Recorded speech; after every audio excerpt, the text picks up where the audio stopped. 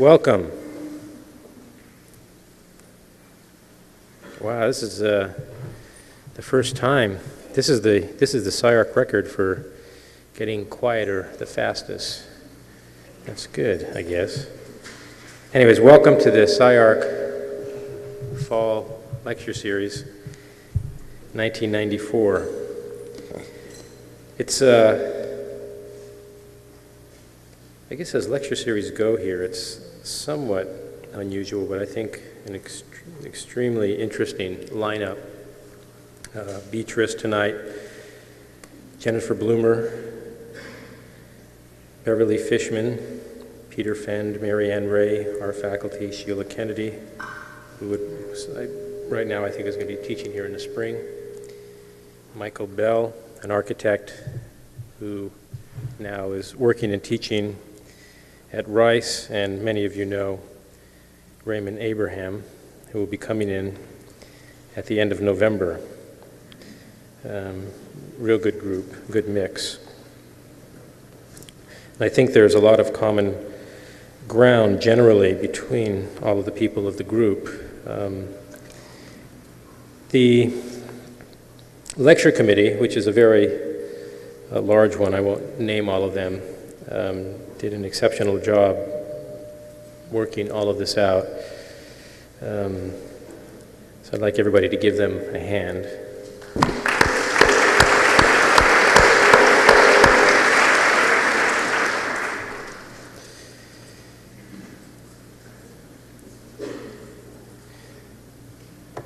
I was remembering when I started in school,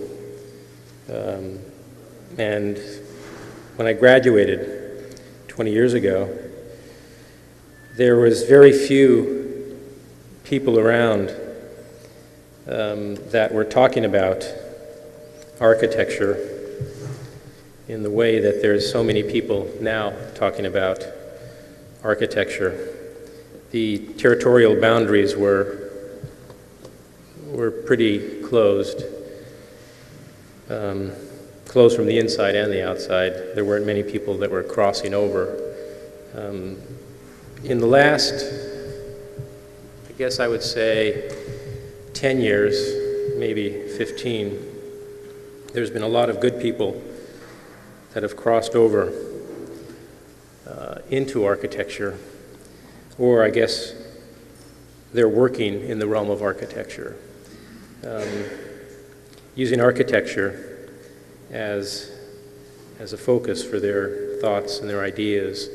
The result, I think, or what began to happen then, and I think what continues to happen to this day, is a reconceptualizing of what we do as architects, as well as how we do it. But I think most importantly, what affects that is the expanded meaning of what we do, which continually broadens the definition of architecture and definitely broadens the nature of architectural practice. As I said, there was quite a bit of resistance that was put up for a number of years. I think the resistance was due primarily to lack of imagination, lack of courage, and a lot of laziness on the part of us architects, resisting any new ideas coming in, except those ideas that we were generating from within. Practice began to change for the better. Prior to this change, we thought of architecture primarily as an activity of making buildings. I think subsequently, we think of architecture as a medium of exploration, as a medium of exchange, exploring our own nature, and I think most importantly, exploring the body in space and its relationship to other bodies, other objects in space. And I think also when we used to talk about space, we used to talk about it as physical space. It was primarily that space which the body experiences directly as it moves around. information hit the body, and then sometimes it went up into the mind. Rarely in the early days did it go the other way around. Now we talk about cultural space, which is, I would call it remote sensing, or the information that comes to us through the eyes directly up into the brain and then back down into the body as the chemicals kick in.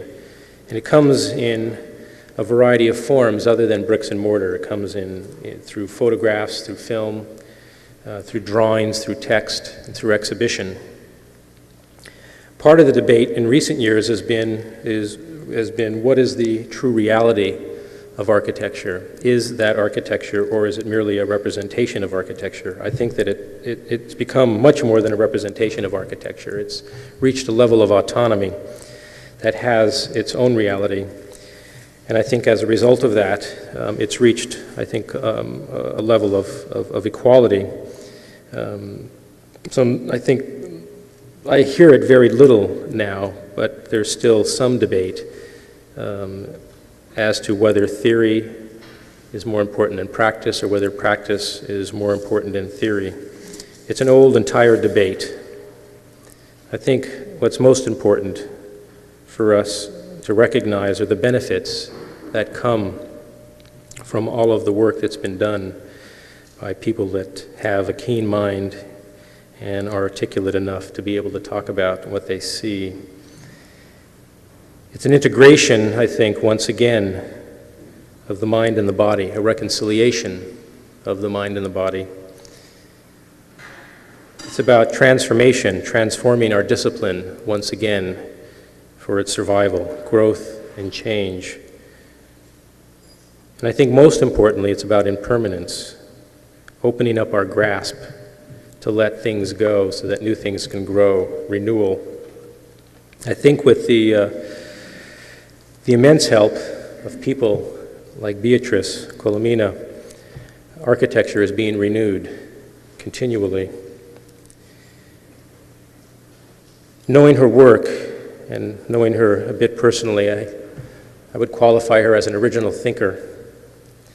The evidence for that, she's also exceptionally imaginative, which for me, somebody who knows a lot, that's able to recombine all of that knowledge into forms that one wouldn't have thought of before, shows you that thinking is both a discipline and a creative activity, as is talking. Evidence for that is in her recent book, which is right here.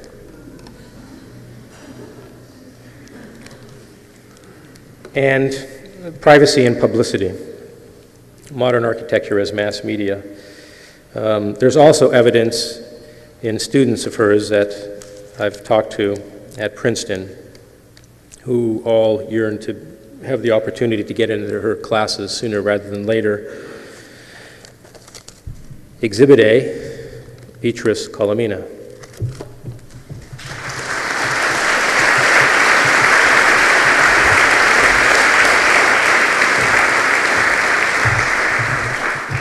Thank you very much for your introduction, Michael. I'm of course very honored with your invitation. I'm particularly honored that the invitation came from the students. I'm always very honored with invitations coming from students. Should I eat it? Okay. You can hear, right? It's exaggerating. All right, so the title of the lecture of tonight is Battle Lines E1027. And this lecture, this piece, grew up of an uncontrollable footnote, precisely, in the book that Michael just showed you, Privacy and Publicity. It was originally in the chapter called Photography, I think it's now the third chapter, which in its original form, you may remember, in its embryonic, let's say, form, you may remember, because it was first published in Assemblage number 4. I think it was 1987 or 1986, and before that in a catalogue that was edited by Stanley von Moos in Zurich. In fact, it was von Moos himself who had commissioned me to write the piece. He even gave me the title, Le Corbusier and Photography. I don't have normally those kind of titles, but I remain with it. He was familiar with my earlier work on Le Corbusier and publicity, and one day while we were all working together at the Fondation Le Corbusier, it was the year before the centennial, and there were a lot of people there, so it seemed like we were all occupying a lot of people in one table and everybody looking over each other's shoulders to see what they were doing. And I was at that time becoming fascinated with the role of photography in Le Corbusier's work. And he said to me, write about this for this catalog that he was preparing for an exhibition in Zurich. And I did. But in the end, the article was not only about Le Corbusier's use of photography in his work, about his manipulations of photographs, but also, and I think more importantly, about the way in which photography marks the emergence of a new sense of space, of a new architecture, in which interior and exterior are no longer clear-cut divisions, as they were in the model of the Cámara Oscura, for example, the model of, if you want to, the room with a view. In the new sense of space, these distinctions between inside and outside have become completely blurred. Now, this lecture of today springs from that original article, but not simply by taking off where the other one left off, but as I explained, as if it were as a way of an explosion in one of its footnotes. Because what I have omitted from this account of the article, of its history, is the fact that there was something about it that always bothered me, but I couldn't put my finger on it. Until I was preparing precisely the manuscript for my book, for this book, Privacy and Publicity. And at a certain point, actually very late in the process, I had already written the introduction. I was actually ready to go. And at a certain point, I found myself staring at a footnote in that article, a footnote in that chapter.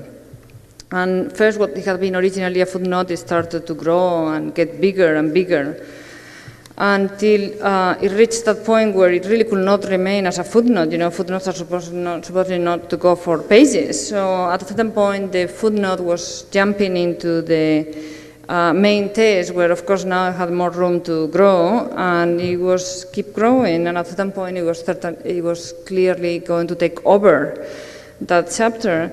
So at the time, I have to turn around and say to myself, you know, what do you think you are doing? You know, I had already called MIT and I said I was sending the manuscript that week. I was finished, and suddenly this footnote was becoming a complete nightmare. So I really have to remind myself of something that all authors are very familiar with, which are those things that happen when you are writing books, that you find any excuse not to finish, right? And that if or while there may be a good point in what I was trying to write, what effectively was happening is that it was acting as a block for me to finish the book. So I closed the book, of course, after performing some surgery to remove that growth, the traces of which are still there. And of course, at the first opportunity, it came back, and it returned precisely in the place where I least expected it. I was actually working on the question of horizon, a theme that has preoccupied me for some time, and suddenly I found myself back in the space of that footnote. So the question of horizon became the site for this ongoing obsession, an obsession that I would like to communicate to you tonight. So here, battle lines E1027, and how did I get there? The question of horizon sent me back actually to that essay of Martin Heidegger, Building, Dwelling, Thinking, written in 1952 and much referred in architectural discourse, not exactly in the same terms that I will do here. And let me insert a little disclaimer here, which is that for the next 10 minutes, this could be quite excruciating because this part of the lecture is based on tests, so it's kind of tough going if you want. But I can assure you that the rest of the lecture is not that way, so you don't give up. So anyway, in that text of Martin Heidegger, I was fascinated because he says that a boundary is not that at which something stops, but as the Greeks recognized, the boundary is that from which something begins its presence. That is why the concept is that of horismos, that is the horizon, the boundary. A space, in essence, is that for which room has been made, that which is led into its bounds. End of the quote. Now, in this test of Heidegger, the horizon is an interior. The horizon defines an enclosure. In its familiar sense, the horizon marks a limit to the space of what can be seen, which is to say, it organizes this visual space into an interior. It makes the outside, the landscape, into an inside. Now, how could that happen? How can the outside be an inside? Only if the walls that enclose that space cease to be thought of exclusively as made of solid materials, as stone walls, as brick walls. The horizon organizes the outside into a vertical plane, the plane of vision. Shelter is provided by the horizon ability to turn the threatening world of the outside into a reassuring picture. But Heidegger repeatedly opposed the transformation of the world into a picture, into a world picture. In an earlier text, in the Metaphysical Foundations of Logic, he makes even more explicit the idea that the horizon is an enclosure, but also quickly dismisses the primacy of vision implied in the familiar sense of horizon. He says, "We understand horizon to be the circumference of the field of vision, but horizon is not at all primarily related to looking, but by itself means simply that which delimits, encloses the enclosure."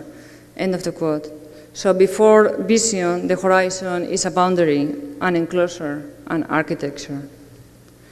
The way we think about architecture is always organized by the way we think about boundaries. Traditionally, it is a matter of walls dividing inside from outside, public from private, and so on. But with modernity, there is a displacement of the traditional sense of an inside as an enclosed space establishing opposition to the outside. All boundaries are now shifting. Now, this shifting is evident everywhere. In the city, of course, but also in all the technologies that define the space of the city. The railroad, newspaper, photography, electricity, advertisements, reinforced concrete, glass and steel architecture, the telephone, film, radio, war. Each can be understood as mechanisms that disrupt the older boundaries between inside and outside, between public and private, night and day, depth and surface, here and there, street and interior, and so on. Today, the boundaries which define a space are first and foremost an effect of the media, and not exclusively of visual media. Think, for example, about the space of sound, radio, the telephone, the Walkman. The status of the world has changed. Now, throughout this century, this disturbance of boundary has often been understood as a threat to identity, as a loss of self. In talking about horizons and in condemning their displacement by modern technology, Heidegger, for example, was elaborating Nietzsche's claim that a living thing, that's Nietzsche's now, a living thing can only be healthy, strong, and fruitful only when bounded by a horizon. A man sickens and collapses if the lines of his horizon are always restlessly changing. End of the quote. Now, modern man will indeed be very, very sick. With every new technology, with the trains, the film, television, and even now with computers and video games, new sicknesses are identified, particularly sickness having to do with the eyes. Remember the whole story about how travelers train travelers were thought to be losing sight because of the speed with which the landscape was shooting past their eyes through the window, and that's why they put the curtains and advised travelers to concentrate on other things like reading. And people people with weak eyes were advised not to go to the movies at the beginning of the movies. And of course, all this obsession was then transplanted to television. No? Television, some of you may remember that. Don't watch too much television, your eyes will go. And of course, now we say the same things to kids with computers and video games. The idea of modernity can never be separated from the idea of sickness. And if modernity is tied to forms of perception, and then it's perhaps not surprising that most of these sicknesses have to do with eyes. But even space itself, and that is more interesting, I think, or more precisely, the absence of boundaries is seen to produce sicknesses. So at the turn of the century, you have urban theories like Camillo's City, which criticize modern town planning for its failure to institute boundaries. He says, without a clear horizon, without a boundary, the modern dweller suffers from new nervous disorders, such as agoraphobia. But these sicknesses almost always turn out to be phantasmatic. It is the identity of this supposedly unified self that is now being threatened by the displacement of the horizon, what is suspect and what needs interrogation. And this interrogation must address architectural discourse, since the question of horizon is from the beginning an architectural question. So let me go now to a test by an architect. It's again 1952, the same year that Heidegger published Building, Dwelling, Thinking. And here we have a Spanish architect whose name is José Luis Sert, and then at that point he was president of the CIAM, the Congress, International Congress of Modern Architecture. And he opens the 8th Congress, which is devoted to the heart of the city, with a very, very long quotation from the Spanish philosopher José Ortega y Gasset, The Revolt of the Masses. Now, this is a very long quote. I'm going to drink water before. Put up with it, because I think in the end it's worth it. Okay. For in truth, he says, the most accurate definition of the urbs and the polis is very like the comic definition of a canon. You take a whole, leave alone the fact of how do you take a whole, but he says, take a whole, wrap some steel wire tightly around it, and that's your canon. So, the urbs or the polis starts by being an empty space, the forum, the agora, and all the rest are just means of fixing that empty space, of limiting its outlines. The polis is not primarily a collection of habitable dwellings, but a meeting place for citizens, a space set apart for public functions. The city is not built as is the cottage or the domus to shelter from the weather or to propagate the species. Those are personal family concerns, but in order to discuss public affairs. Observe that this signifies nothing less than the invention of a new kind of space, much more new than the space of Einstein. Till then, only one space existed, that of the open country, with all the consequences that this involves for the existence of man. The man of the fields is still a sort of vegetable. The great civilizations of Asia and Africa were, from this point of view, huge anthropomorphic vegetations. But the Greco-Roman, he says, decides to separate himself from the fields. Where will he go, since the earth is one huge, unbounded field? Quite simply, he will mark off a portion of this field by means of walls, which set up an enclosed, finite space over against a amorphous, limitless space. Here you have the public square. Is it not like the house, an interior, shut in from the above as are the caves which exist in the fields? It is purely and simply the negation of the fields. The square, thanks to the wall which enclosed it, is a portion of the countryside which turns its back on the rest, eliminates the rest, and sets up an opposition to it. End of the quote. Now the urbs is like a cannon. The city is like a military weapon. It was, of course, not a casual example. War was written all over this Congress, and its idea of public space. But what kind of war? Most literally, it was World War II. The end of the war had found many CIAM architects involved in the task of precisely replanning central areas of bombed-out cities. They saw themselves as heart surgeons trying to reconstruct vital organs of the city. From them came their preoccupation with the city and with public space, which they understood as place of public gathering, both in the traditional sense of public squares, promenades, cafes, but also in what they saw as the modern counterparts of this public space, railroad stations, bus terminal, landing strips, etc. But also, and this is what is important, in clear, almost phobic opposition to the new means of communication, which of course were already redefining the sense of public. So Sert writes, radio, movies, television, and printed information are today absorbing the whole field of communication. When these elements are directed by a few, the influence of this few over the many may become a menace to our freedom. End of the quote. Now, the media were identified with war, which is not surprising given its crucial role during World War II. Underlying it, however, was the common assumption that the public domain is the domain of violence, whether overt or latent, an assumption that, of course, is still currency today, where domestic violence is silenced and represented. But isn't this silencing, this lack of representation itself violent? But CMN was not simply declaring war against the media. The architects were at the same time insisting on bringing the media into the public square. They talk about bringing movies, television, radio, and loudspeakers, and in so doing, turning, in Sert's words again, public space into balconies from where the public could watch the whole world.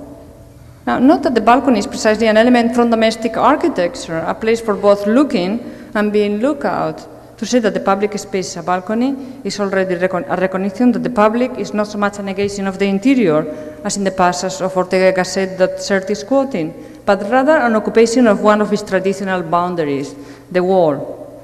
To be in public is to be inscribed in the limit of the interior, inscribed in order to watch the whole world, a sense that has become now familiar to us today, in the commonplace idea that to occupy public space is to be at home watching TV.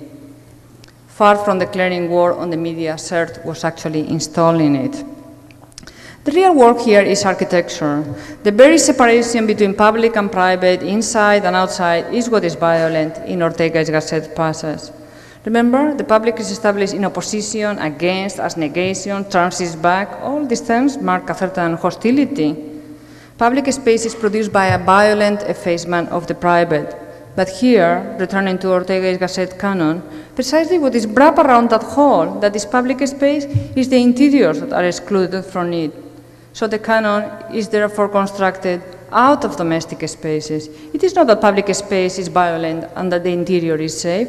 The interior is the steel wire of the canon. It is the very substance of the weapon. The interior is precisely the possibility of the violence that becomes visible outside it. Now I'm going to read some of these issues in a particular case, which is the house of Eileen Gray in Cap-Martin. Can we have the first two slides?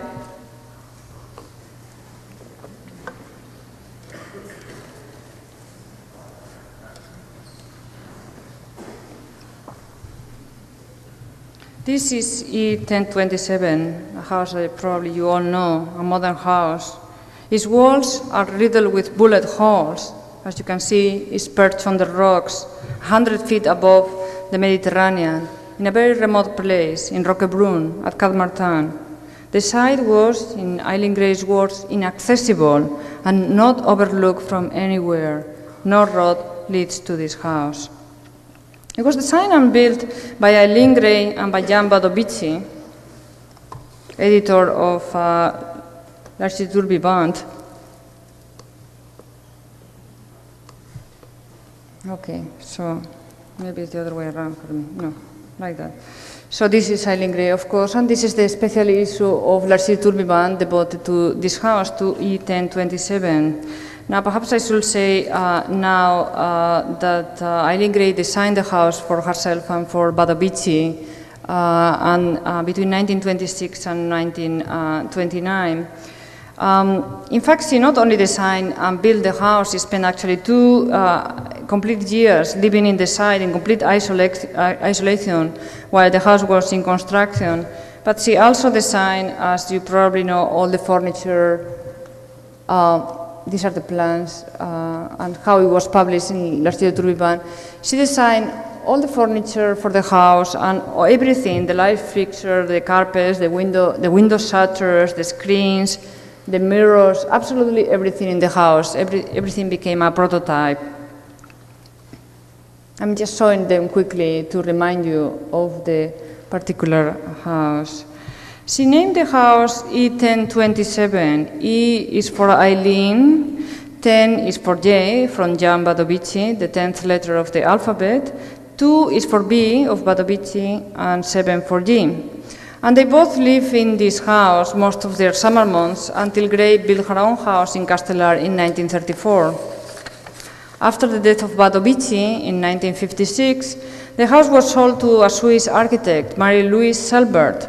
She found the walls riddled with holes. the house had been clearly the site of some considerable violence.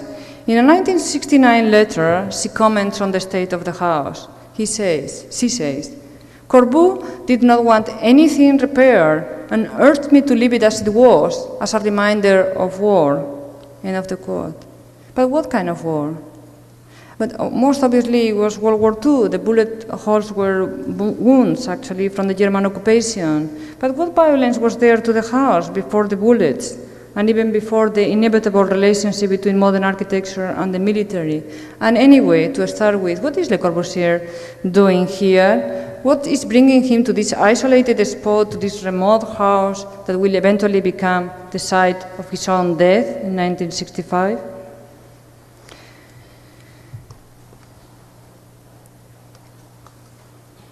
More.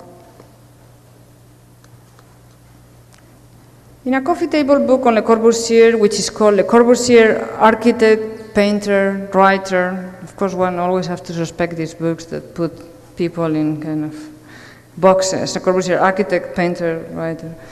Anyway, so I read there that as a young man, this is Le Corbusier, of course, he had traveled in the Balkans and in the Near East and had made sketches of strange, inaccessible places and scenes, and that it was perhaps through a natural, anti-romantic reaction of maturity that later, as a purist, he proposed to paint what was duplicable and near at hand. And here I brought you some purist paintings to remind you of what he's talking about. Now, strange as it may seem to find out the answer to what Le Corbusier is doing in E1027, advising Marie-Louise Selbert on what to do with the house, you have to remember that Eileen Gray was still alive, we have to go back precisely to these early travels of Le Corbusier, to these strange, inaccessible places and scenes that he had conquered through drawing, or so he claimed. I should note in passing that these inaccessible places are not simply houses or cities. Here, for example, you have a drawing of the Kasbah and also a picture, a postcard of the Kasbah, all taken from Le Corbusier's collection. They were actually published in La Ville Radies.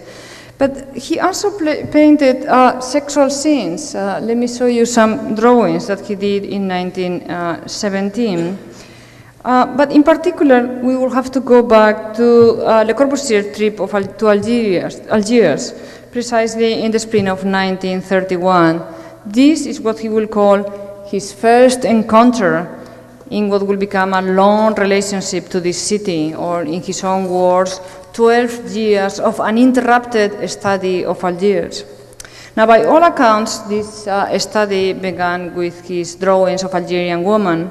He said later that he had been profoundly seduced by a type of woman particularly well-built, of which, as you can see, he made many drawings, he many nude studies. He also acquired a very big collection of postcards, of color postcards, representing naked women surrounded by the accoutrements from the Oriental Bazaar. Now, Jean de Maisonsul, which later turned out to be the director of the Museo Nacional de Beaux-Arts in Algiers, was then as an 18-year-old boy working for Marc Emery, and he apparently, on a day that Emery was absent, have accompanied Le Corbusier through the Kasbah, and later recalled his tour, or their tour, and he says, "Our wanderings through the side streets led us at the end of the day to the Rue Catarutki, where he, Le Corbusier, was fascinated by the beauty of two young girls, one Spanish and the other one Algerian. They brought us up a narrow stairway to their room. There, he sketched some nudes, and to my amazement, some school book graph paper with colored pencils. The sketches of the Spanish girl lying both alone on the bed and beautifully grouped together with the Algerian turned out to be accurate and realistic, but he said that they were very bad and he refused to show them." End of the quote. Le Corbusier filled 3 notebooks of sketches in Algiers, which he later claimed were stolen from his atelier in Paris, but Ozan Fan denies it, saying that Le Corbusier either destroyed them himself or hid them, considering them a secret of the atelier. Now, of course, these Algerian sketches and postcards appear to be quite ordinary instances of the ingrained mode of a fetishistic appropriation of women, of the East, of the other.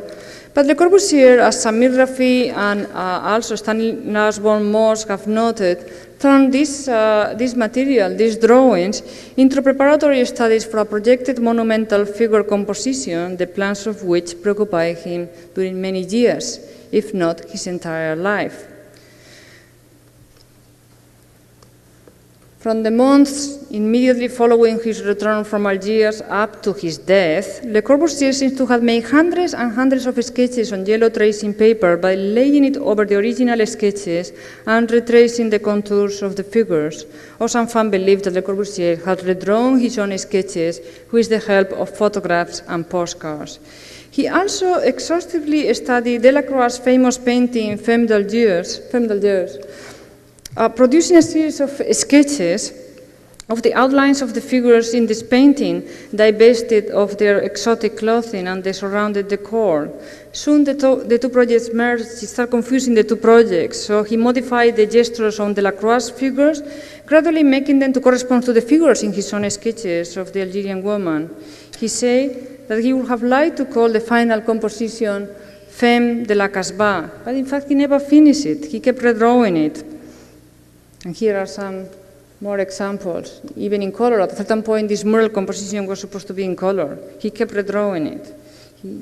Of course, that the drawing and redrawing of these images became a lifetime obsession already indicates that something was at stake. But it becomes even more obvious when in 1963-64, that is shortly before his death, Le Corbusier, unhappy with the visible aging of the yellow tracing paper, he copied a selection of 26 drawings onto transparent paper, and symptomatically, for someone who kept absolutely everything, he burns the rest.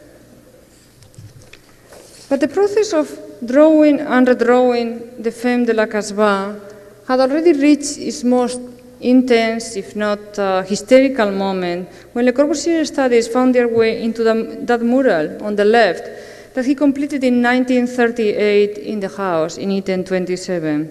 Le Corbusier referred to this mural as sous le pilotis, under the pilotis, or graffiti at Cap-Martin. He also sometimes labels it Three Women. Now, according to Marie-Louise Selbert, the second owner of the house, Le Corbusier explained, or used to explain to his friends, that Badu was depicted, Badu, that is speaking for Badovici, of course, was depicted on the right. His friend Eileen Gray was on the left, and the outline of the head and the hairpiece of the sitting figure in the middle, he claimed, was their desired child, which was never born. Now, these extraordinary scenes, which is, of course, a defacement of Gray's architecture and perhaps even an effacement of her sexuality, since her short and often misunderstood relationship with Badovici, notwithstanding Gray was openly gay. But, of course, in as much as Badovici is here represented as one of the three women, the mural, of course, may be revealed as much as it conceals. In any case, the whole affair can be clearly seen as a theme for a psychiatrist. As Le Corbusier's most famous book, Bersiner's Director, actually says of the nightmares with which people invest their houses. He thinks that the house is a theme for a psychiatrist. And that this is particularly the case if we also take into account Le Corbusier's obsessive relationship to this house as manifest, and this is only one example of a very complex pathology, in his quasi-occupation of this particular site after World War II, when he built this small wooden shack, the cabanon, 3.5 meters by 3.5 meters for himself, at the very limit of the adjacent property, right behind Eileen Gray. He occupied and controlled the site by overlooking it, the cabin being little more than an observation platform, a sort of watchdog house, to use the words that Eileen Gray used to describe it. The imposition of this appropriating gaze is even more brutal if we remember that Eileen Gray had chosen the site because it was inaccessible and not overlooked from anywhere.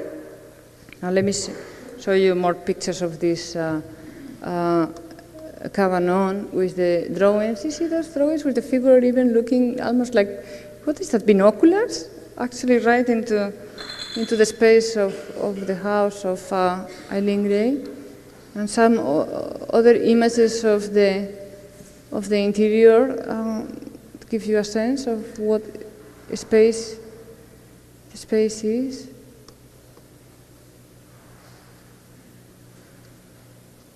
And this is a second cabanon that he built later on, even smaller for working.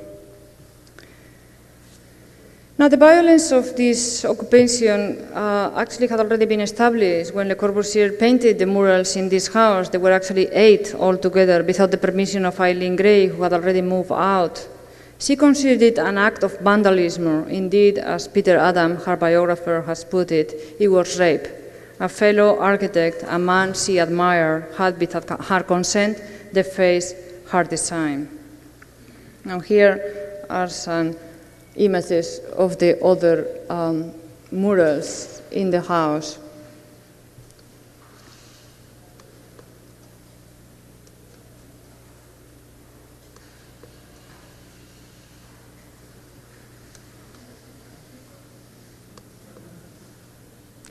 Well, as you can see also, even in the publications, Le Corbusier keeps rearranging himself with his wife and with Badovici in front of the murals. And that is, comes to the point precisely because this defacement of the house went hand in hand with the effacement of Gray as an architect. When Le Corbusier published the murals in his complete works in 1946 and later in L'Architecture d'aujourd'hui in a special issue in 1948, Eileen Gray's house is referred to as a house in Cap-Martin. Her name is not even mentioned. So, of course, with all this particular representation of Le Corbusier inside the house and the murals properly credited, Le Corbusier will end up later on, in those years actually, getting complete credit for the design of the house and even for some of the furniture. I read in an Italian magazine that some of the pieces of furniture were attributed to Le Corbusier, not just the house, the furniture now too. And still the confusion in many ways continues today with many writers attributing still the house to Badovici, or at best to Badovici and Gray, and some still suggesting that Le Corbusier had collaborated on the project. Even more shocking, Eileen Gray's name does not figure even as a footnote in most histories of modern architecture, and that includes the most recent ones and the ostensibly critical ones. What a narrow prison you have built for me over a number of years, and particularly this year through your vanity, Badovici wrote to Le Corbusier in 1949 about the whole episode, in a letter that Peter Adam thinks that might have been dictated by Eileen Gray herself. Le Corbusier replies in a way that makes it clear that he is replying to Gray.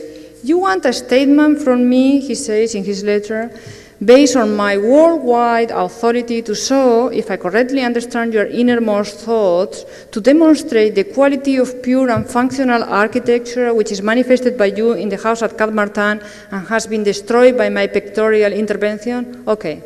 Send me some photographic documents of this manipulation of pure functionalism, and also send me some documents on Castellar. Castellar is, of course, the second house that Eileen Gray has done for herself. Let me show you some pictures so you can just for yourself this submarine of functionalism. And then Le Corbusier says, then I will spread the debate in front of the whole world. So now Le Corbusier was threatening to carry the battle from the house into newspapers and architectural periodicals. But what is shocking to me is that his public position at this point completely contradicts what he had expressed privately.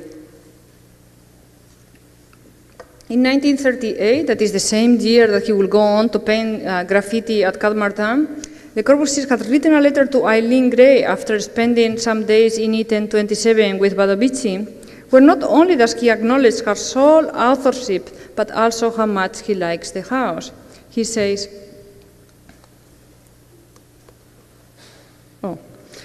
I am so happy to tell you how much these few days spent in your house have made me appreciate the rare spirit which has dictated all the disposition inside and outside, and given to the modern furniture, the equipment, such dignified form, so charming, so full of spirit. You can read something to that effect there. Why then did Le Corbusier vandalize the very house he loved? Did he think that the murals will enhance it? Well, certainly not. Le Corbusier had repeatedly stated that the role of the mural in architecture, he has stated that in other contexts, of course, is to destroy the wall, to dematerialize it. It is in his words. In a letter to Vladimir Nekrasov in 1932, he writes, "I admit the mural not to enhance a wall, but on the contrary, as a means to violently destroy the wall, to remove from it all sense of stability, of weight, etc." So the mural for Le Corbusier is therefore a weapon against architecture, a bone. But why then to paint on walls at the risk of killing architecture? He asked himself in the same letter, this is what he's saying. Why to paint on the walls at the risk of killing architecture, he says. And then he answers himself, it is only when one is pursuing another task, that of telling stories.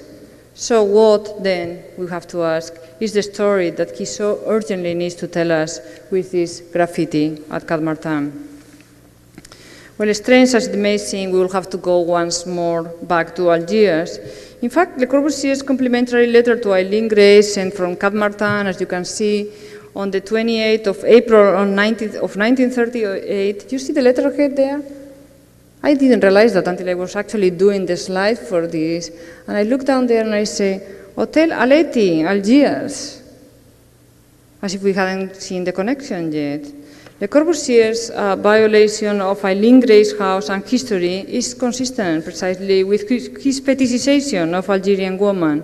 One might even argue that the child in this mural, that child is supposed to be the child of Eileen Gray, the never-born child of Bad Desire, child of Badovici, and Eileen Gray, could obviously be understood as reconstituting the missing maternal phallus whose absence, Freud argues, organizes fetishism. In these terms, the endless drawing and redrawing is precisely the scene of a violent substitution that in Le Corbusier will seem to require the house, domestic space, as prop. Violence is organized around or through the house. In both circumstances, Algiers or Cap-Martin, the scene starts with an intrusion, the carefully orchestrated occupation of a house. Remember that in the Algerian drawings, he says that they brought us up a narrow stairway to that room, etc. But the house in the end is a face, erased from the Algerian sketches or drawings, the face at Cap-Martin. Now, it's very significant that Le Corbusier precisely describes drawing as the occupation of a stranger's house. In his last book, Creation is a Patient Search, he writes, by working with our hands, by drawing, we enter the house of a stranger. We are enriched by the experience. We learn. End of the drawing. So drawing, of course, this has been noted many times, plays a crucial part in Le Corbusier's process of appropriation of the exterior wall. He repeatedly opposes this technique of drawing precisely to photography when he says things like, when one travels and works with visual things, architecture, painting, sculpture, one uses one's eyes and draws so as to fix deep down in one's experience what is seen. Once the impression had been recorded by the pencil, it stays for good. Enter, register, inscribe. The camera is a tool for idlers who use a machine to do their scene for them. End of the quote. Now, clearly, it is a statement such as this one that have gained Le Corbusier the reputation of having a phobia for the camera. For many years, people thought that Le Corbusier was phobic for photography. I mean, it's very difficult for me to understand how this reputation can be established, given how Le Corbusier clearly has such a clear sense of the image, a beautiful sense of the image. In fact, so much so that in the drawings, it's too early. Okay. But what I'm interested here is what is the specific relation between photography and drawing in Le Corbusier. The sketches of the Algerian woman were not only redrawings of life models, but as Osanfan had pointed out, were redrawings of postcards. Actually, let me show you something that I discovered recently.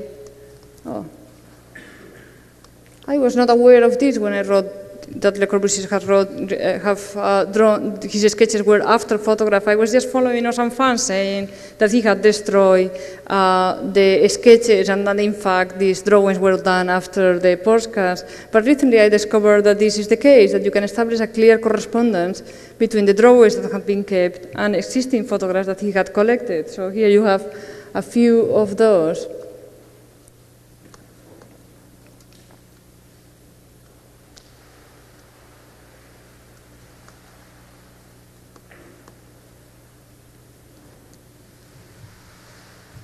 And even if it was not that way, even if the drawings were not directly after a postcard, one could argue that the construction of this Algerian woman in French postcards that were of course very widely diffused at that time, will anyway have informed Le Corbusier's live drawings in the same way that, as Zeynep Çelik notes, Le Corbusier precisely reproduces in his physical entrance to cities, to foreign cities, to Istanbul or Algiers, precisely the images of these cities that were constructed by postcards and by tourist guides. He goes to a lot of trouble to go exactly the way that you capture a particular image.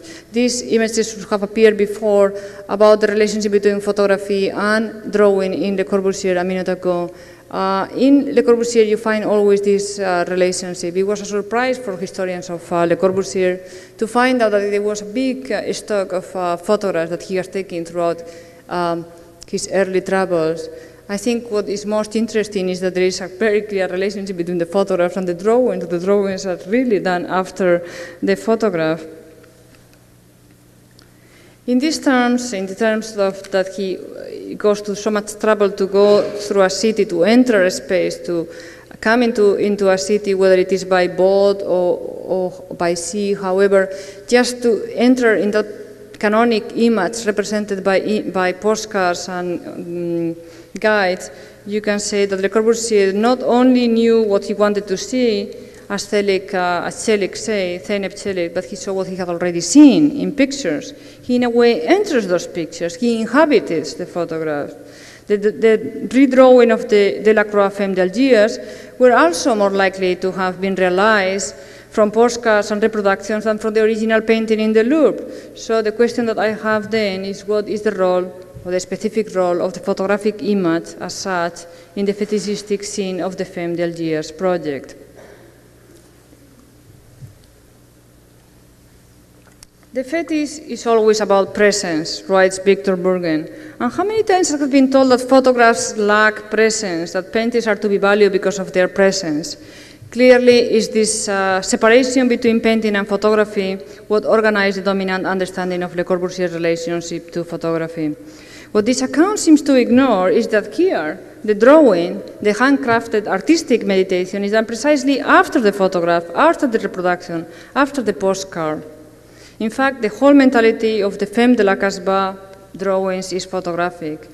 Not only are they made from photographs, but they are developed according to a repetitive process where the images are systematically reproduced on transparent paper, the grid of that original graph paper precisely allowing the image to be enlarged to any scale. Now, this photographic sensibility becomes even more obvious with the murals at Cap-Martin.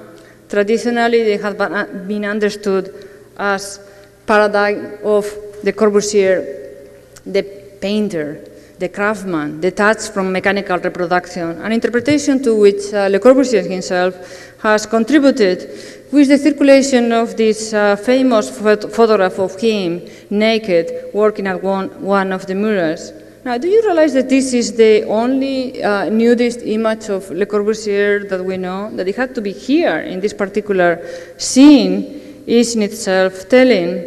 But what normally is omitted from the account of graffiti at Cap-Martin is that graffiti at Cap-Martin was not conceived on the wall itself. Le Corbusier precisely used an electrical projector to enlarge the image of a very small drawing onto the wall, onto the 2.5 by 4 meters wall, where he etched the mural in black. Now they say that in using black, Le Corbusier was thinking about Picasso's Guernica of the year before, 1937, and that Picasso, in his turn, was so impressed with the mural at Cap-Martin. Apparently, Le Corbusier had managed to get Picasso to drag him down to that remote place at a certain point. Well, they say that he was so impressed, that Picasso was so impressed with the mural of Le Corbusier that it prompted him to do his own version of the Femme d'Algiers. Now, this is the unbelievable story. Apparently, Picasso drew Delacroix's painting from memory and was shocked to find out later that the figure that he had painted in the middle, lying down with her legs crossed, was actually not in Delacroix. It was, of course, graffiti at Cap-Martin that he remembered. The reclining cross-legged woman, inviting but inaccessible, Le Corbusier, symptomatic representation of Eileen Gray. You can see now the lying figure here. But if Le Corbusier's mural have so impressed him, has so impressed Picasso, how come that Picasso chose not to see that a swastika had been inscribed into the chest of the woman on the right?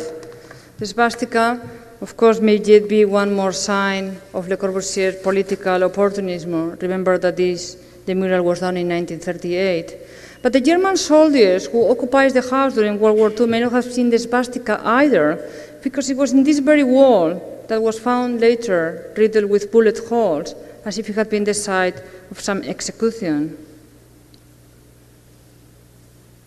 The mural was a black and white photograph. Le Corbusier's fetish is photographic. After all, photography too has been read in terms of the fetish. Victor Burgen writes, fetishism accomplished that separation of knowledge from belief which is characteristic of representation. Its motive is the unity of the subject. The photograph stands to the subject viewer as does the fetish object. We know we see a two-dimensional surface, we believe we look through it into a three-dimensional space. We cannot do both at the same time. There is a coming and going between knowledge and belief. End of the quote. So if Le Corbusier enters the house of a stranger by drawing, could the house be standing in here for the photograph? By drawing, he enters the photograph that is itself a stranger's house, occupying and ritualizing the space, the city, the sexuality of the other by reworking the image. Drawing on and in photography is the instrument of colonization. The entry to the house of a stranger is always a breaking and an entering. There being no entry without violence, no matter how many invitations. Le Corbusier's architecture depends in some ways on specific techniques of occupying and yet gradually effacing the domestic space of the other. But like all colonists, Le Corbusier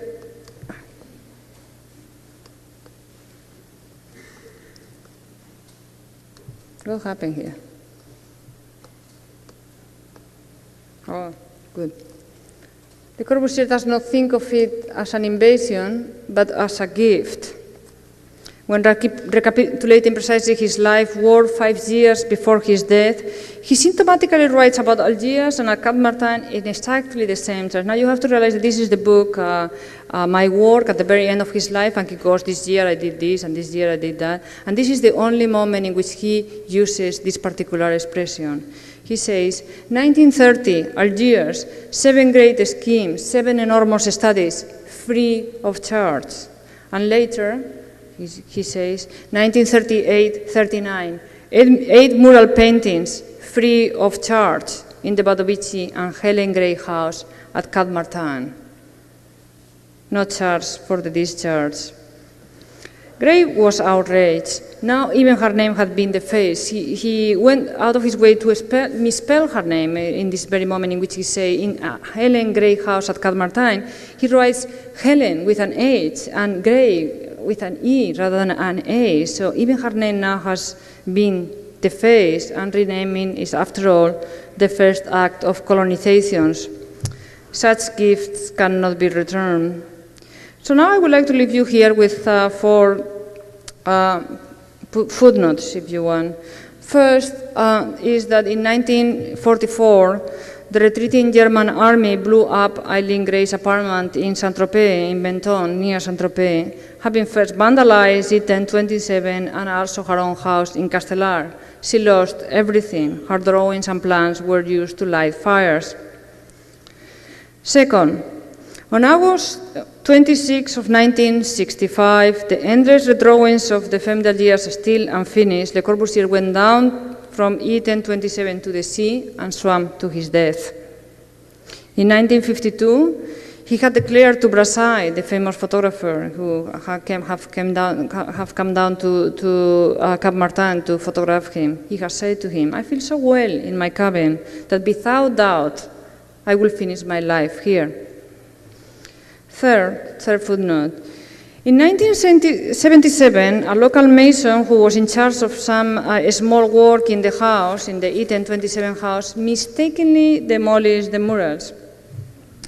Well, quite aside from the fact of how do you mistakenly demolish the murals, I like to think that he did it on purpose. Eileen Gray had spent almost 3 years living on the site in complete isolation, building the house with the masons, having lunch with them every day, according to her biographer. Then again, she did the same thing when building her own house in Castellar. The masons knew her very well. In fact, according again to Peter Adams, they loved her and hated the arrogant Badovici. They understood perfectly what the murals were about. They destroyed them. In doing so, they saw more enlightenment than most critics and historians of architecture. Fourth, since then, the murals has been reconstructed in the house from the basis of photographs. I like that. The Fundación Le Corbusier took the pain of going to the archives. So in a way, it's interesting that they go back to the house via the photograph. They re-emerge from their original medium. So the occupation still today continues, with the house actually, which is right now for sale. And the major problem is that the murals are so overvalued that it's impossible to find anybody who will buy the house and restore it in any way because of these murals, which in fact are reconstructions and therefore are not, all this talk about the original and the craftsman and so on, they were reconstructed by who knows what on the basis of photographs. But anyway, that's how it is at the moment. Anyway, thanks.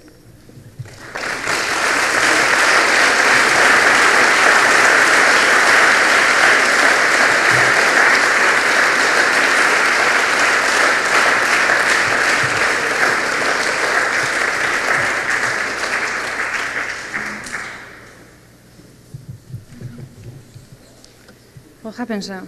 You have we go. You have questions? I cannot see anything. Is this fog? Yeah.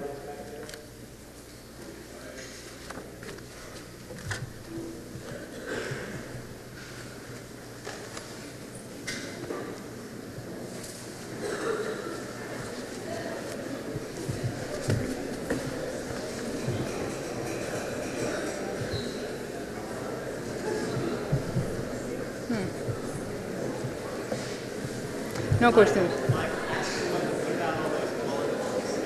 Eh? What? What about? Okay. Somebody says I didn't wrap up the bullet holes. The bullet holes were caused by the German occupation of the house. The army occupied the house during the French occupation of that area. Eileen Gray, who was then living permanently in that part of France, was asked to move inland because as a foreigner she could not remain in the coast because she was suspect of being a spy. So she moved into a small apartment in Menton, and in the meantime her 2 houses were vandalized, but her own apartment in Menton in then was also blew up. She was asked to move even more inland. Now, what do we make of these bullet holes? Who knows what happened there, right? They might have been just, they may have used the wall for some execution, I don't know. They may also have been playing, they may have just been, right? That's what soldiers do. What shocks me, they don't know, I don't know, I guess they're bored or something. War is very boring, apparently. You spend a lot of time waiting for things to happen is very boring most of the time, right? I don't know, I haven't been there. What is shocking to me, I guess, is the clarity of that swastika and the fact that they wouldn't have seen it, right? And that Picasso, that admires so much the mural, and that we know the politics of Picasso better, I mean, than the Corbusiers, right? I mean, it's clear what Guernica was about, and it's clear his position, but he didn't see it either. He admired that mural. He did his own interpretations of Delacroix's painting via that mural of Le Corbusier, right? So I cannot wrap up because in a way, I don't know.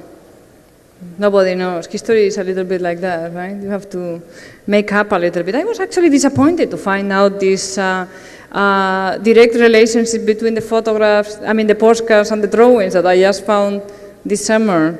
Because I prefer I think this drawing may have been after photograph, and I have a clue because some fan says that he did it on the basis of photographs, and to actually have found the photographs, I like more I like it better when I didn't have the evidence. Now I have the evidence, therefore I have to show it, but when I wrote it, I didn't have it. Yes? Much of what we know about architecture, of modern creation of photographs. Yes. How do you apply this model of analysis to general history of modern architecture? That's a very general question, right? But who specifically might apply to other histories? Right. Well, let's see. Of course, it has many consequences to be aware of that reality. For example, since we are in this case of the Eileen Gray house in E1027, we may ask ourselves, how come we know so little about this house? And it's very interesting to go back in history because in its time, in the years it was built, it was not only published in L'Archive Tourbillon, which it was a very important magazine, but you can explain that perhaps because Badovici was the editor and it was his house and all of this, so it was very well covered. But it was not only that, it was covered in a special issue of Wendingen and in a number of other avant-garde journals.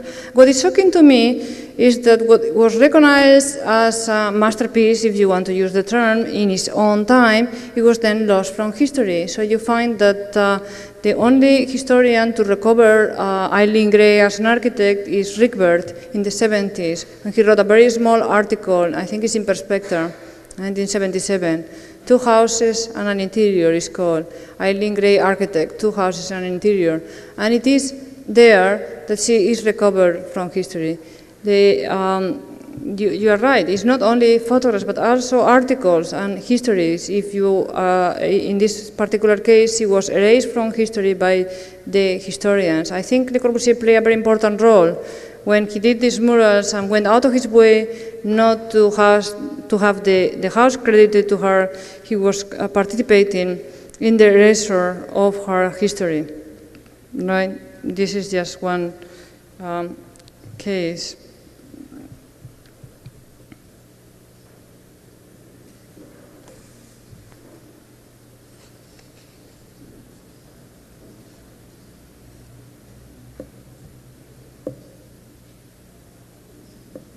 No?